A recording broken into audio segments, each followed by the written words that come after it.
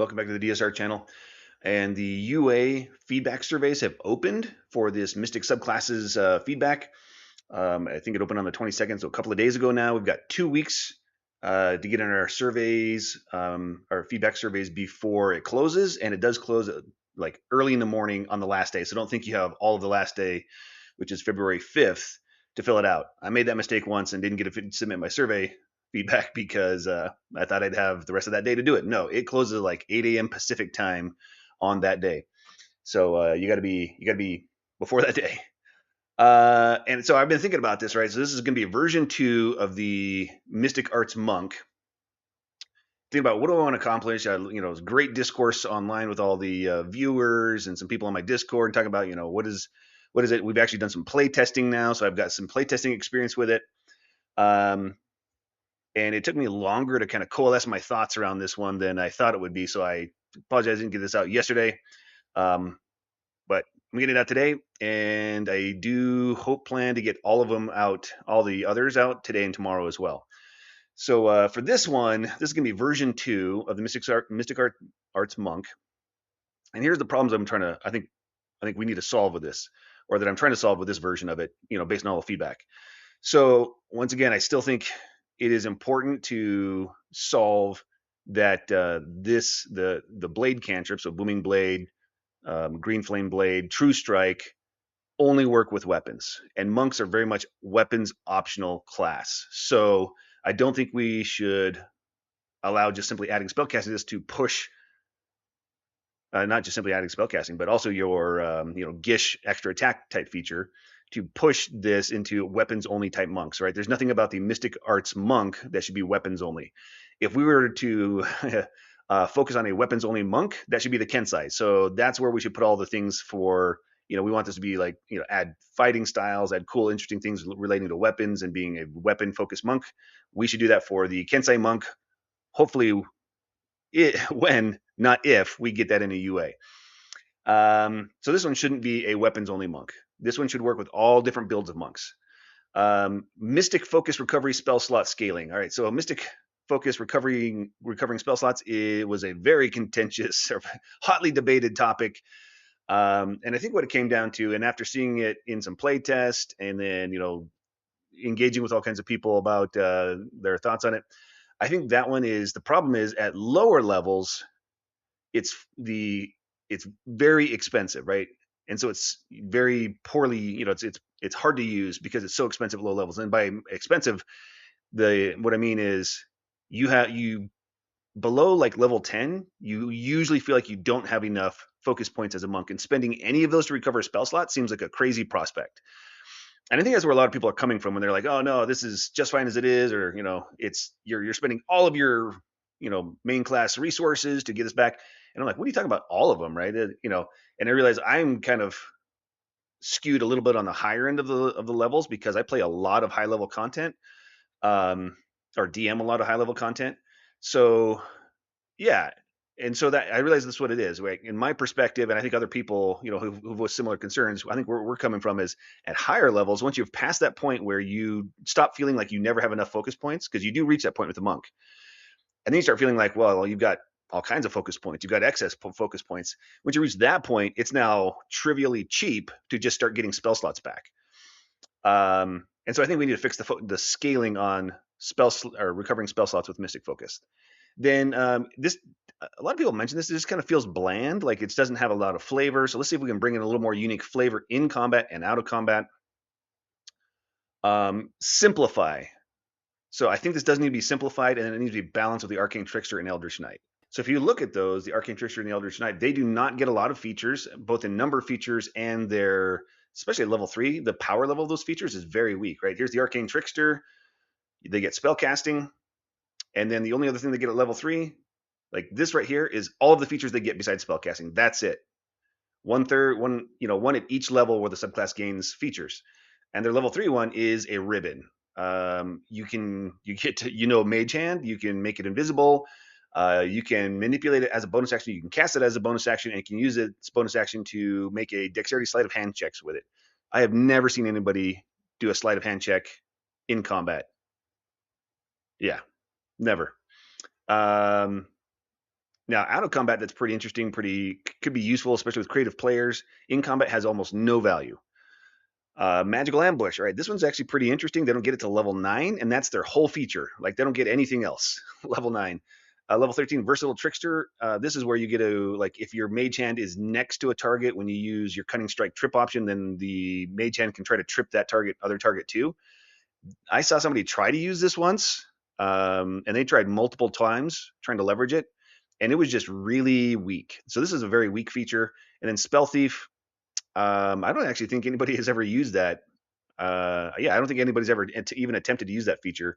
Maybe I just haven't seen. I think at high levels, I do a lot of level 21 shots, and at those high levels, people are just multi-classing their arcane tricksters.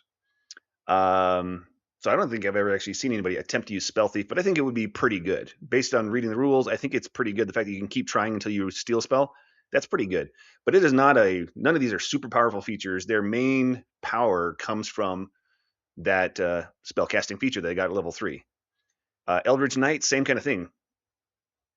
Level 3, all they get besides spellcasting is War Bond, and this is by like this is a super ribbon, right? Like it's just a ribbon. All it does is you can't be disarmed with that weapon once you've bonded with it, and you can have it teleport back to you. I've read adventures that I haven't run yet where that could apply. I have not ever had that come up ever in actual play. In like 11,000 hours of DMing 5th edition, not once has that ever come up. So that's a very ribbon feature. Then at level 7, all they get is the War Magic, which is you can replace one attack with a cantrip. Level 10, all they get is this Eldritch Strike, which causes disadvantage once they hit a creature. It has disadvantage on its next saving throw against one of your spells, not anyone's spells, just your spells, till the end before the end of your next turn. Arcane Charge, you just teleport as part of your action surge. That's actually, I think that's quite weak. I mean, you have had Misty Step since level 7. I don't know. Like that one's very weak. Improved War Magic, replacing 2 of your attacks with a casting of a level 1 or 2 spell, wizard spell, that has a casting time of an action. So you're giving up half of your DPR capability. Whether or not, depending on whether or not you got cleave or nick or things like that. But let's just say the common case is you're giving up half and you have an action surge, right? That's very expensive to cast a level 1 or 2 spell. Most of those are not worth it, and probably none of those damage spells are worth it, especially at level 18 and higher.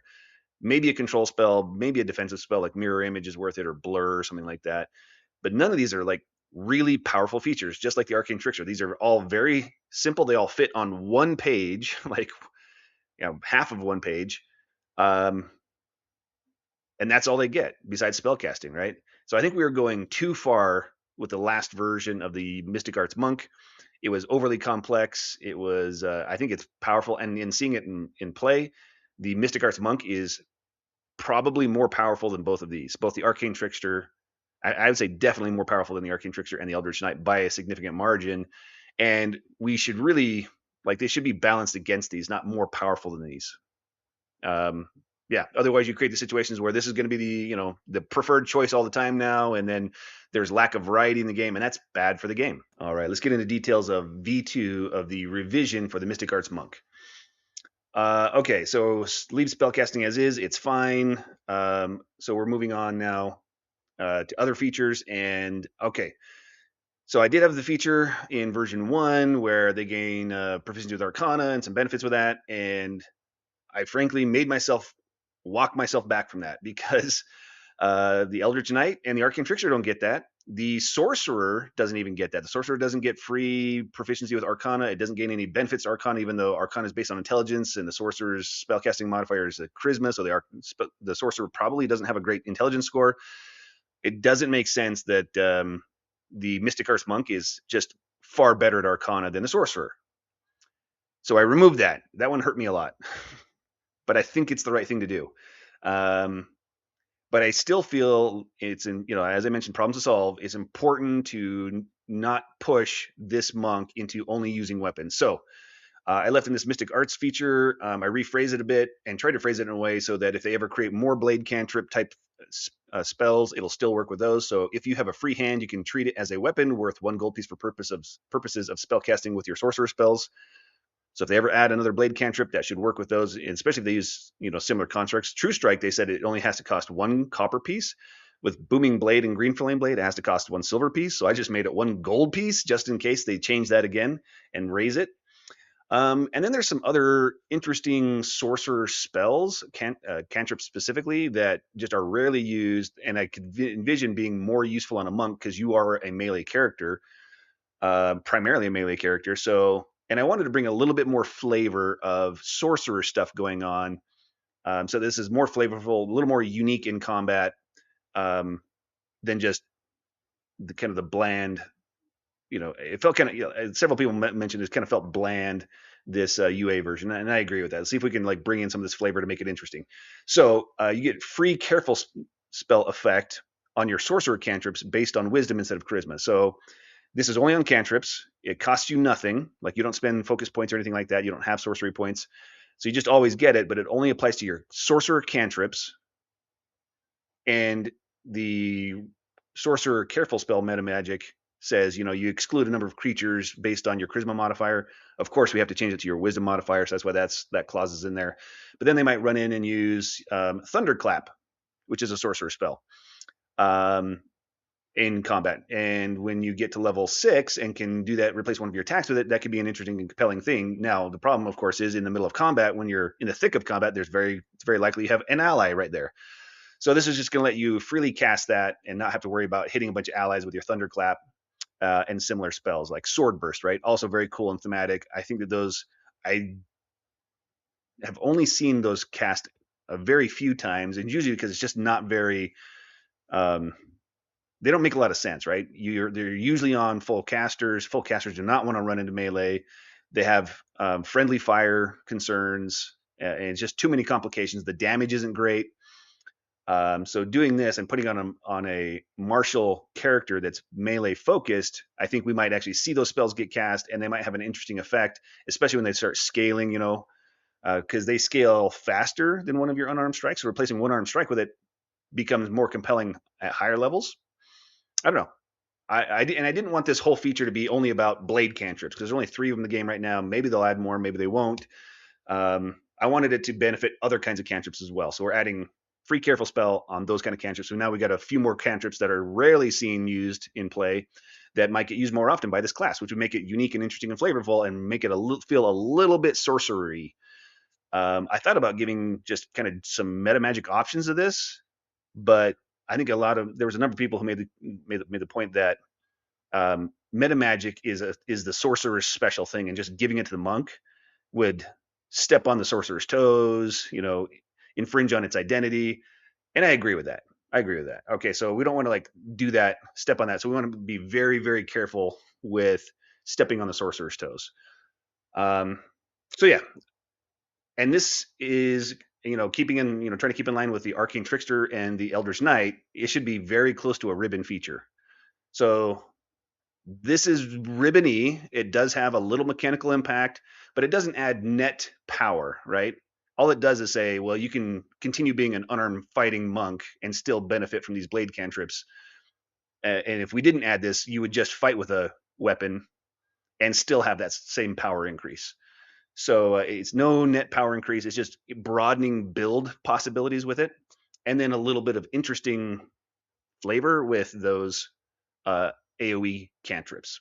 At level 6, we're going to modify Mystic Focus, specifically only the recovering spell slots version part of it. We're going to leave converting spell slots to focus points. I think that's part's fine. And yes, it is I think it's an interesting and meaningful decision to decide, am I going to sacrifice these long rest resources to regain some short rest resources? In some combats, that might be the answer might be yes. So I think that part's just fine. And frankly, at level 6, you still feel like you never have enough focus points. So sacrificing spell slots to gain a few more focus points might be the right thing to do. Yeah, so that part's fine. Recovering spell slots, this is the part where the scaling is crazy. So right at level 6 and probably 7, even levels 8 and 9, your focus points, you never feel like you have enough, and you probably would not sacrifice those to regain a spell slot, especially like a first or second level spell slot. Those are just not very impactful spells. And a lot of campaigns fizzle out by level 10, level 11, right? So For a lot of people, that was only going to be a net negative. And after that point is when you start feeling like you have plenty of focus points. I did a level 20 one-shot playtest, DM'd it, and the player who played this Mystic Arts monk, I mean, they had a deadly encounter. It was, and they were probably the belle of the ball. They were probably the star character for that fight, right? We had the Spell Guard, we had the Magic Stealer, we had the Vestige Warlock, and um, this outshined all of those.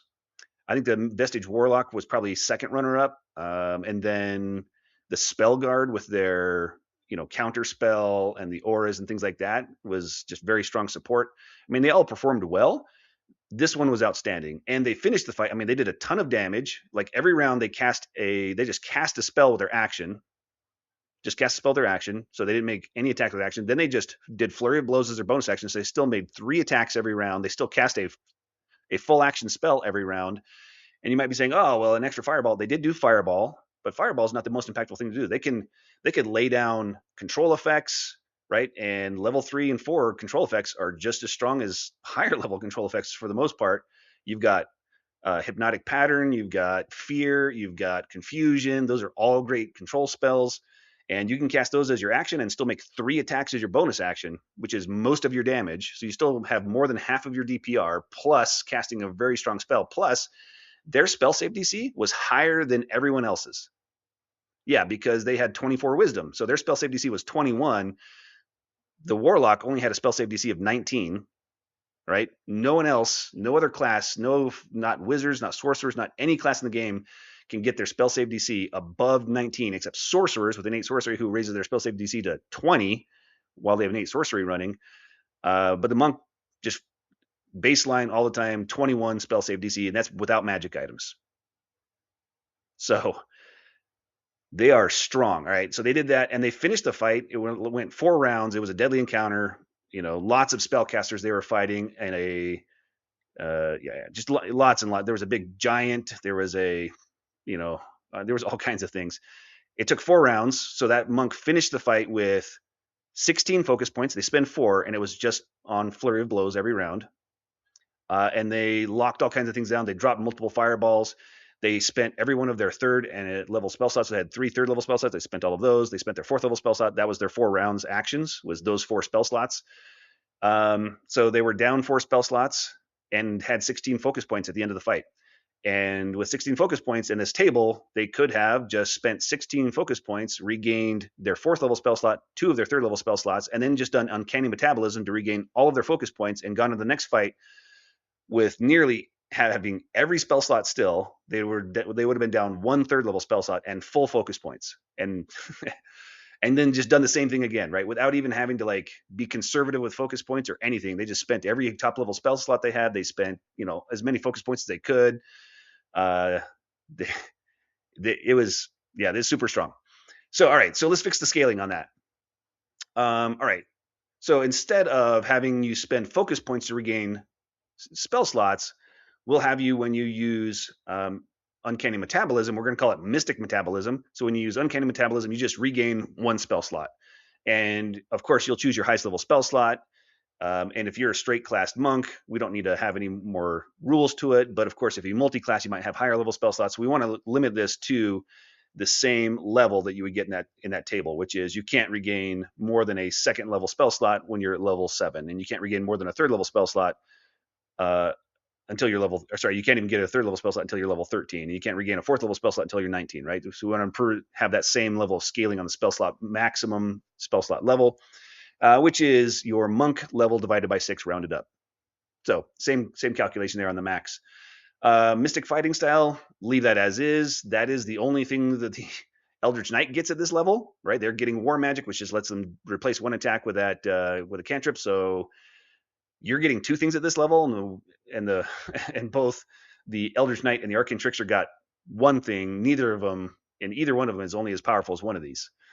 Level 11, Centered Focus. We're going to modify it. I guess I should have left that. I changed my mind on this so many times.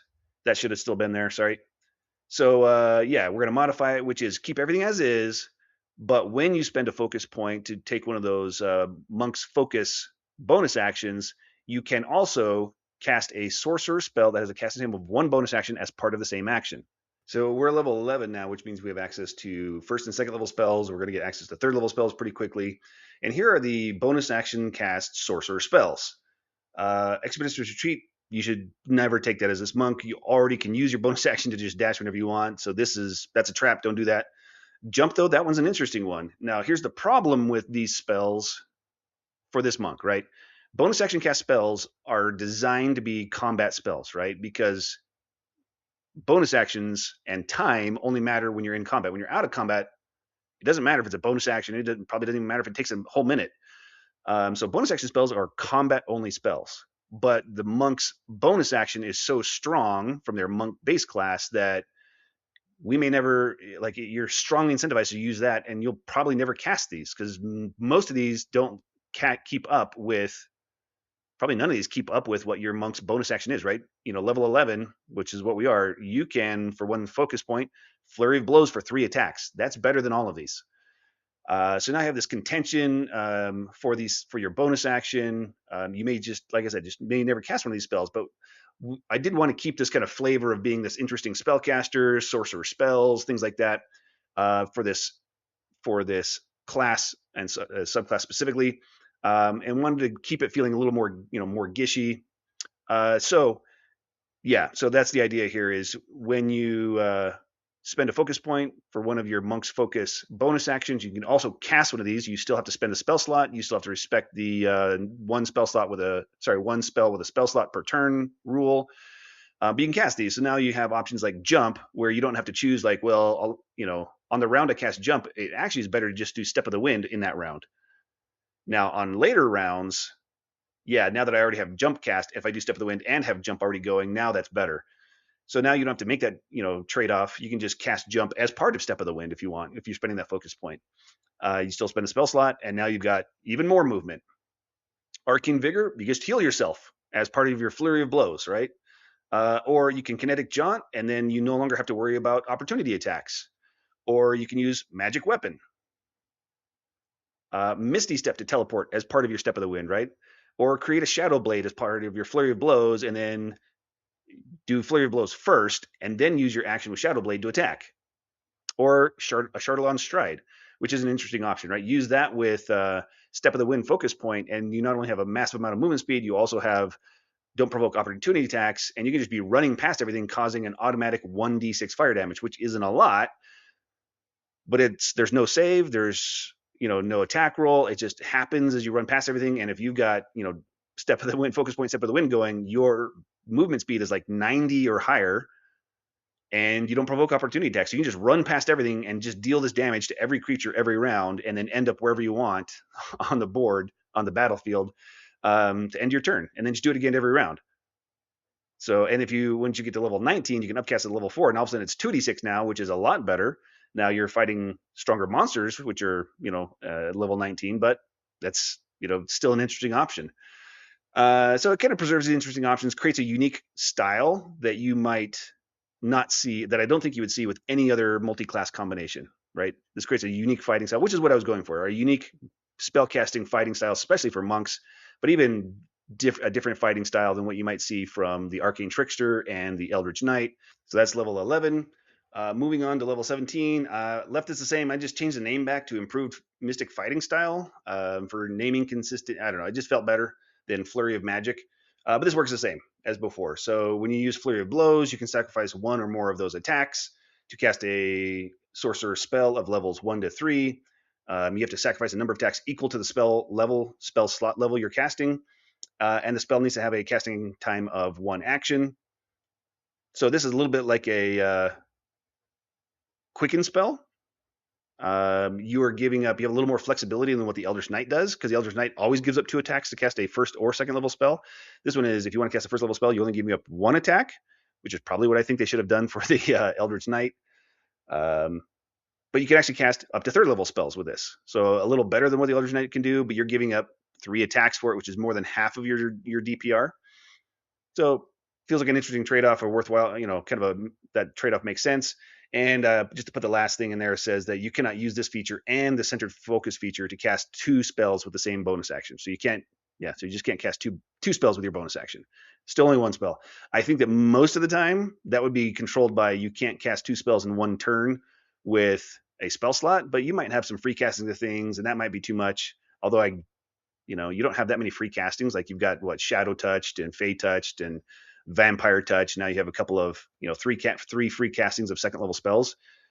Are any of those going to be broken if you cast that along with another spell in the same bonus section? I don't think so, but let's put it in there. Some people are concerned, and it's probably a valid concern. So that's the only modification there. All right, that's it for V2 here. I'm going to put up a poll with this, and the poll will just be which one is better, version 1 or 2. So you'll vote for which one is better, but it's better. But when I say better, I mean better in the sense of it's not just do you like it more, and it's definitely not do you just think it's more powerful, but do you think this is more interesting, more flavorful, easier to use, more balanced, right, than the previous version? Is this better for the game, right? I mean, all of that. Is it better for all of those things, not just is it more powerful? Okay. Because more power is not good for the game. More balance is good for the game. So is this more balanced? Is this better? Is this more interesting? Will it be more fun? And more fun also comes with more being simple enough to use, right? You've just added spellcasting to the monk, adding a bunch of other resources to track, but adding a bunch of uses of things to track would make this more complicated and potentially less fun. I know a lot of players that would actually be a lot less fun for because it'd be overwhelming for them. And then I know a lot of the rest of the players who don't think it's overwhelming, who think they're okay with it and still struggle keeping all of it straight. Even really experienced players struggle with that. Okay, don't kid yourself. It happens to all of us. You think you can handle it, and then you get this character that's got all these options, all these spells, all these things to remember, and you struggle to keep track of all of it during combat. You forget different things. You forget parts of your rules. You forget you have these abilities. Happens to all of us, even really experienced players. Okay, so vote. We have less than 2 weeks now to finalize this and get our feedback in. So let's keep it going, keep the discourse going, and keep it moving quickly so we can finalize this and align on something before we all have to give our feedback. Thanks for watching. Remember to be cool when you play D&D. Catch you next time.